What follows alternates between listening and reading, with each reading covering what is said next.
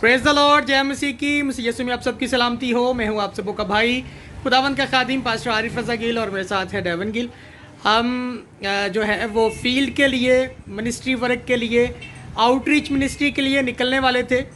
सोचा आप सबों को सलाम कहते चलें, गुड मॉर्निंग कहते चलें, और साथ ही साथ में ये भी कहते चलें कि दुआ में याद रखिएगा, ताकि आज खुदावंद हम सबों को कसरत के साथ इस्तेमाल करें।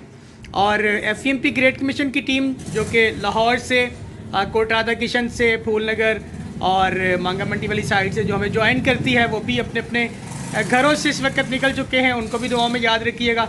मिसेस गिल भी जो है वो बिल्कुल तैयार हैं। एडवन जो है वो भी तैयार है। सो दुआ में याद रखिएगा, ताकि हम लोग खैरियत से वहाँ पे पहुँचे और पहुँच कर खुदा के नाम को इज्जत और जलाल दें। Hallelujah. God bless all of you. जय मसीह की।